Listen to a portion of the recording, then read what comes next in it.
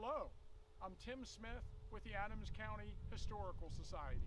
Today, we're standing in front of the George Weikert farm. George Weikert was born in Maryland about 1801.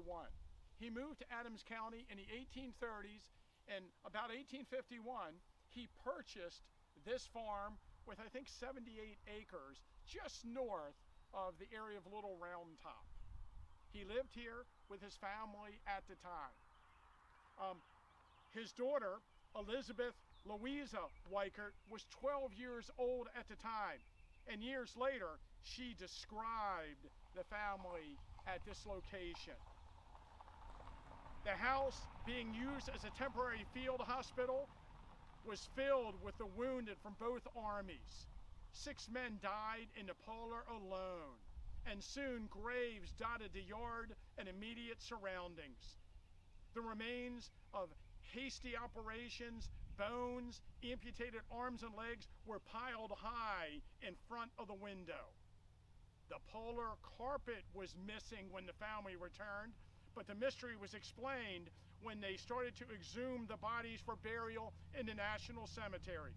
1 strip of carpet had been placed in a trench, and a number of bodies were laid on it, and it was covered with another strip of carpet, and after that, the crude grave was hastily filled in. There's much confusion over the years about the Weikert families that lived around the battlefield.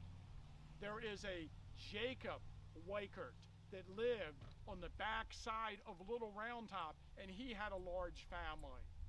And there's a Weikert family history.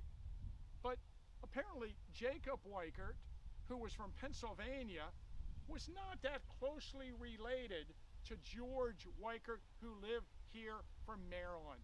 George had a son named Jacob who lived at the farm adjacent to Jacob Weikert. So 2 Jacob Weikerts at the time of the battle lived side by side, and I'm here to tell you, I don't know if they would be able to tell you how they were related. They were distant cousins. George Weikert had another son named George W. Weikert who lived at a farm just south of Devil's Den in the middle of what today we refer to as the triangular shaped field. And yet another of George's son is listed on the Elliott burial map as the tenant of the Kadori farm.